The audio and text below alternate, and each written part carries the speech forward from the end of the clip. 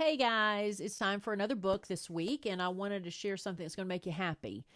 Because if you're like me, I've stopped watching the news. That is hard to say for me because my background is in news.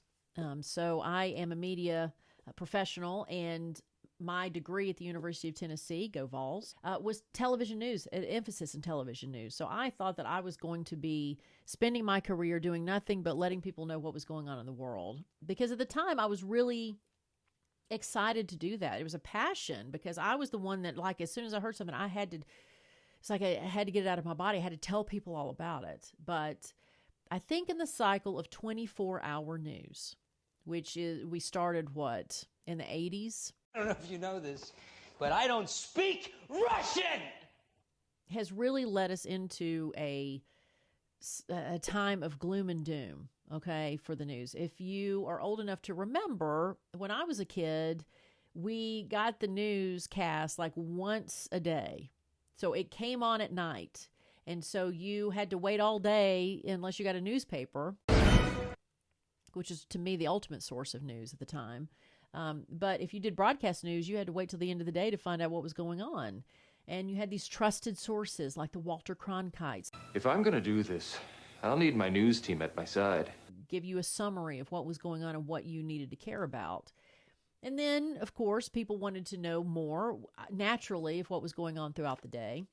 And so you had newscasts that were happening throughout the day. And then we got into a 24-hour news cycle where you have channels that talk about the news all the time. But the problem is those channels have to find a way to get people to stay watching.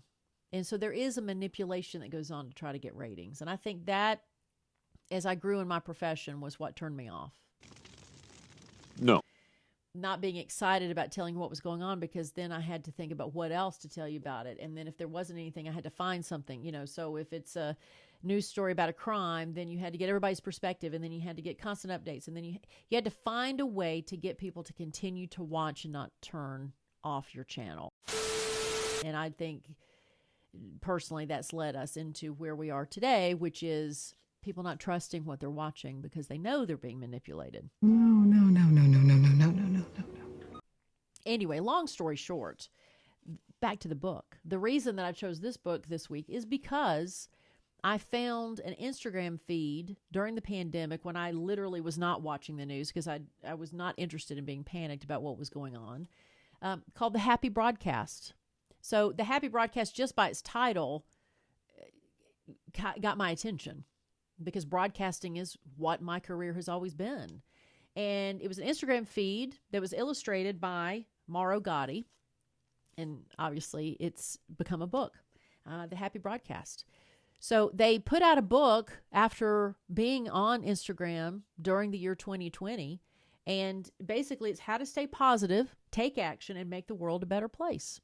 And so the illustrations, again, are very simple, and it's just news stories. So I'll read a couple to you to just give you an idea, but it makes you happy because this is all about good things going on in the world. Okay. So like here, through a sustained public commitment, Costa Rica has increased the size of its rainforest by 52% since 1984. Now you remember we would talk about the rainforest crisis back in the 80s, but nobody gives the follow-up of how things have improved. So they've increased them 52% in Costa Rica, which gives people hope for the Amazon. Change can happen. And so let me just pick another random page. Here we see a goat who's a firefighter. And it says, to prevent wildfires, the Portuguese government brought in herds of goats to manage thick undergrowth by doing what they do best, munch. If you've ever been around goats, they love to eat. And so they're using goats to help reduce fires. Now, those are stories from overseas. There's stories here in the United States as well. But the other thing I like about it, and I have a little bookmark, is unlike the Instagram feed, what the added value of the book is it gives you ideas for not only how you can help your mental health, but the mental health of others. And the reason I have this posted in this one, because it deals with Post-it notes, but something that I want to do once I'm back out in the world after the pandemic, and it's to leave positive Post-it notes, different places for people. And it's something I think that my son and I, a project for us that I think would be good. So again, different suggestions, things that make you happy. But the Happy Broadcast, again, by Mauro Gotti. I hope I'm saying his name correctly. But just a brilliant timing in a world that needs to know how things are, good things that are happening, how change is happening for the better, instead of constantly being barraged with images of how we're going to hell in a handbasket, basically.